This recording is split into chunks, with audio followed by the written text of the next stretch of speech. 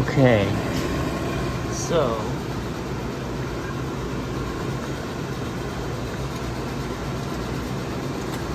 this side says it's heating. I got a fan.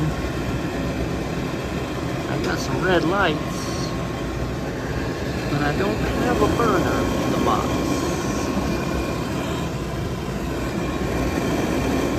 And every so often they say it throws, when they're really cranking at lunchtime, it's always in the rush. They say it throws heat failure. The in-house guy, see that one's fired up for a minute. We had the in-house guy replaced the ignition modules, and it didn't follow the module. So the thing is since it's not throwing any errors, it thinks everything's energized. Let's do the gas valve test.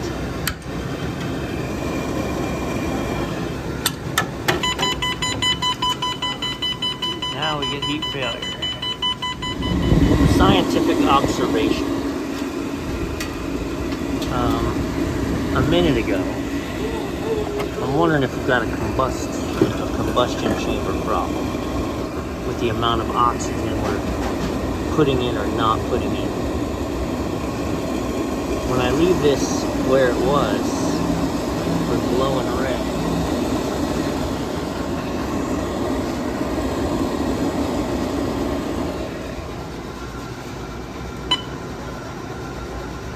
Really cranking now.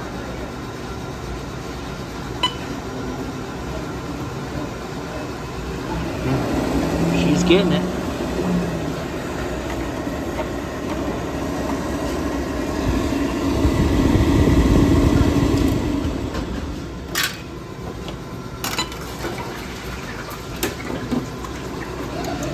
So why did it just drop out at 339?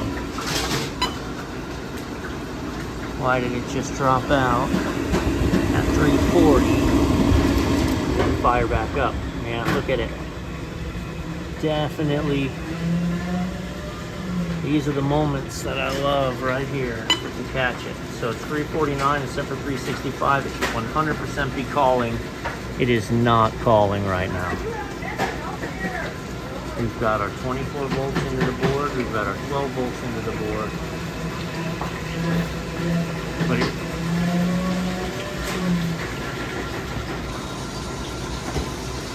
power is down.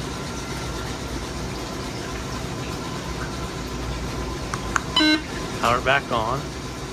And it asks, are we full? Yes. So she's ready. 355. I'm going to hang this so that I can, right?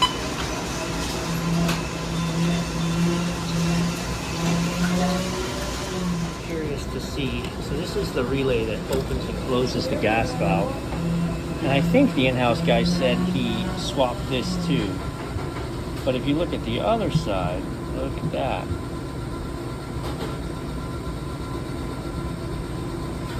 Definitely not good.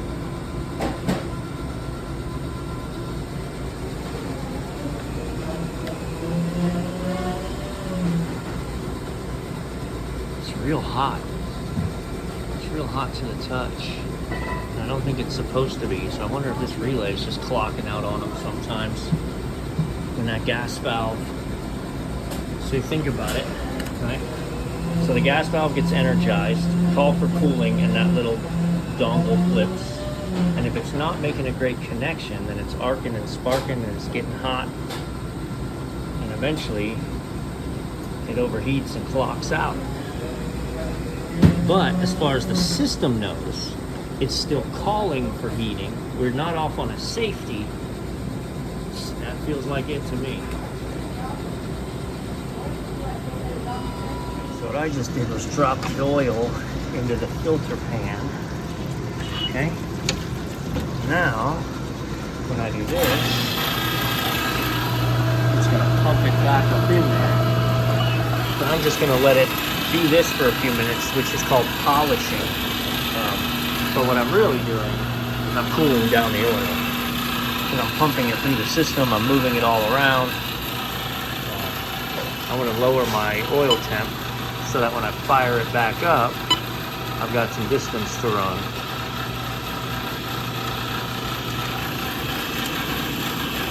It's a good way to test without having to use products. It's like 2 in the afternoon, 2:30 in the afternoon, right? So we're in between lunch and dinner, they're not busy. And when I close this, that closes the valve to the fryer, and now it'll actually fill.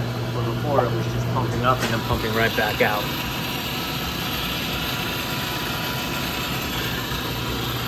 So that'll knock a little of the temperature off the oil, so that when I fire it back up, I can see if it ignites again.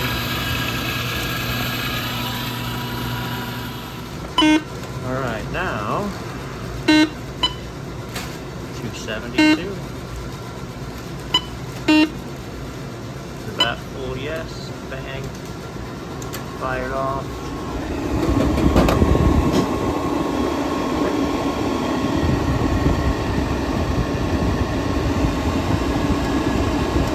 I feel like one burner. I can see it real good from the left side.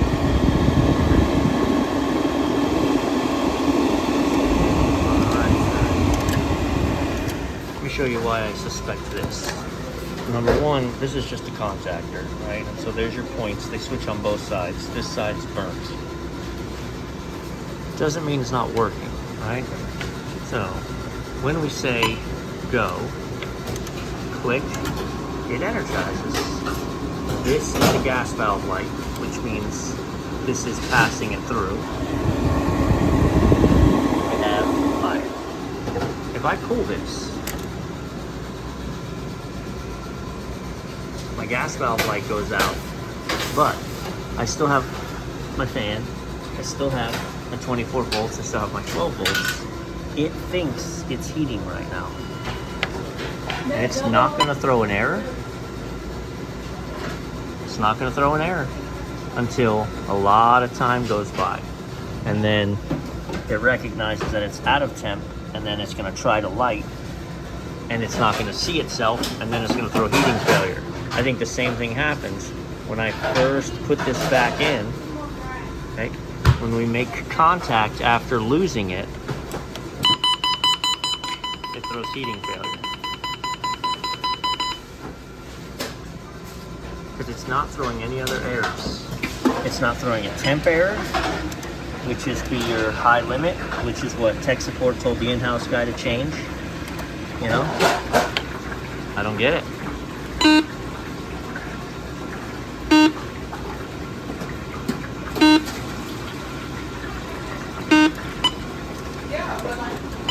Then there's this, which I'm literally gonna call tech support about this in a second.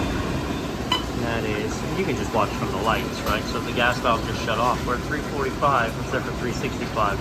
Why is the unit cycling off and on? Why is the unit cycling off and on?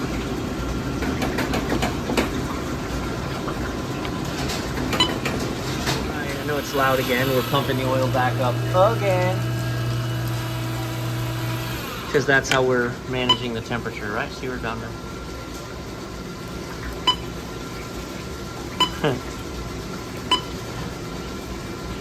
Oh my gosh. 287. Okay, so yeah, I mean, I just got off the phone with tech support, right? The ignition modules they've replaced, they actually swapped them. So then kudos to the inside guy. He took those 2 ignition modules and moved them here. And then he was worried he may have had a fan problem, and so he moved those 2 there. Then he took this fan and that fan and swapped them, so that he would know because if that fan doesn't light, it'll fire off ignition failure. If it moved to this one, he knew it was going to be his fan. If it moved to that one, he knew it was the ignition modules, and it stayed here. So that means flame sensor, right? which tech support says if I could put a microamp sensor on it, we could read what it says and see if it adjusts when I adjust this.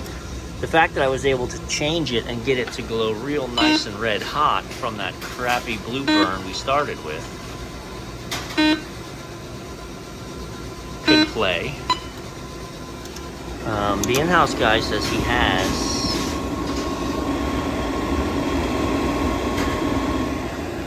see, and even at that, we're not really. We're supposed to have a nice cherry, and we don't. Alright, also, so sorry, I was just trying to get it dialed in so that when she lit, I got a nice combustion chamber I want. She's cycling now, and tech support told me that, whoop, there you go. So it doesn't overshoot it, this is what it does. That it is gonna drop out somewhere between 345 and 350, and then it's gonna pump, which I didn't know. Does that sound right, or is he just making stuff up? Because I'm only at 350, and I'm set for 365. Look, we're gonna leave it at this. I'm gonna swap this with that one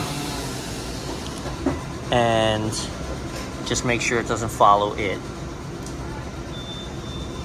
And then we're gonna see what happens. Let's see what happens.